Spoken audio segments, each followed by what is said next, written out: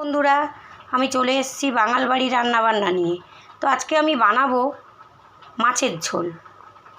তো পুকুরের চারা পোনা মাছ ধরা হয়েছিল, সেই চারা পোনা মাছ দিয়ে বেগুন দিয়ে আলু দিয়ে পাতলা মাছের ঝোল বানাবো। এখানে আছে আদা কাঁচা লঙ্কা পেস্ট, আর এখানে হাতে বাটা জিরে। তো দেখুন কিভাবে আমি বানাই। প্রথমে গ্যাস জ্বালিয়ে দিয়েছি, কড়া বসানো আছে, দিয়ে দেব সর্ষের তেল। সর্ষের তেল গরম হয়ে গেলে আমি মাছটা ভেজে নেব। তো তেল গরম হয়ে গেছে, একে একে মাছগুলো ভেজে নেব।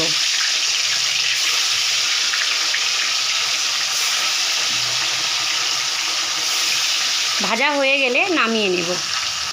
দেখুন মাছগুলো ভাজা হয়ে গেছে, এবারে আমি তুলে নেব। দেখুন তুলে নিয়েছি।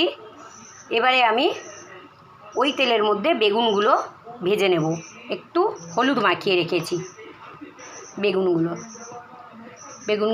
ভেজে নেব।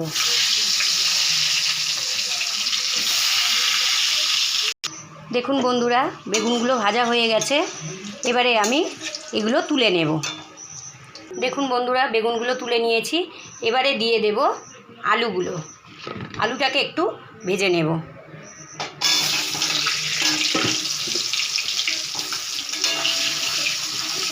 আলুটা ভাজা হয়ে গেলে নামিয়ে নেব। নিয়ে তারপরে আমি কালো জিরে আর কাঁচা লঙ্কা দিয়ে ফোড়ন দিয়ে তরকারিটা বসাবো। দেখুন আলুটা ভাজা হয়ে গেছে, এবারে আমি তুলে নেব। দেখুন তুলে নিয়েছি। এবারে তেলের মধ্যে কালো জিরে আর কাঁচা লঙ্কা ফোড়ন দেব। দেখুন কালো জিরে দিয়ে দেব, আর দিয়ে দেব কাঁচা লঙ্কা। এবারে দিয়ে দেব আদা আর কাঁচা লঙ্কা বাটা।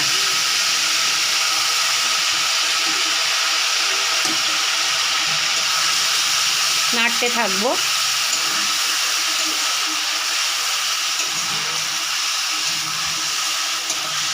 এবারে এর মধ্যে দিয়ে দেব হলুদ গুঁড়ো,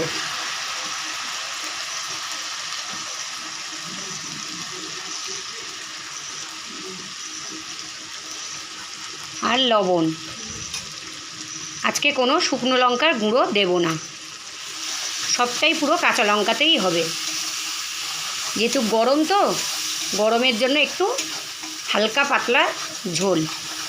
এবারে সবজিগুলো দিয়ে দেব। সবজিগুলো দিয়ে দিলাম। এবারে সবজিগুলো দিয়ে একটু কষিয়ে নেব। কষানো হয়ে গেলে জল দিয়ে দেব। এবারে জল দিয়ে দেব। কষানো হয়ে গেছে, জল দিয়ে দেব।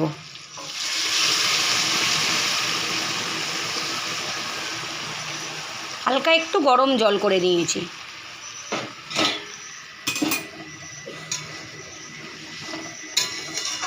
একটু ফুটে উঠলেই মাছগুলো দিয়ে দেব। এবারে ভাজা মাছগুলো দিয়ে দেব। ফুটে উঠছে, এবারে দিয়ে দেব হাতে বাটা জিরে, 1.5 চামচ মতো। এবারে নামিয়ে নেব। রেডি হয়ে গেছে আমার চারা পোনা মাছ দিয়ে আলু বেগুন দিয়ে পাতলা ঝোল। এবারে আমি নামিয়ে নেব। তো দেখুন বন্ধুরা, আমার রেডি হয়ে গেছে মাছের ঝোল। পোনা মাছ, চারা পোনা মাছ দিয়ে বেগুন দিয়ে আলু দিয়ে ঝোল। তো কাদের কাদের ভালো লেগেছে তারা অবশ্যই আমার কমেন্ট করে জানাবেন। ভালো লাগলে লাইক করবেন, শেয়ার করবেন, সাবস্ক্রাইব করবেন, আর আমার পাশে থাকবেন। তাহলে আমি ভালো ভালো রেসিপি নিয়ে আপনাদের সঙ্গে শেয়ার করতে পারি। তো আজকের এই পর্যন্ত রইল। দেখা হবে আগামীকাল ঠিক এই রকম সময়। তাহলে রাখলাম বন্ধুরা।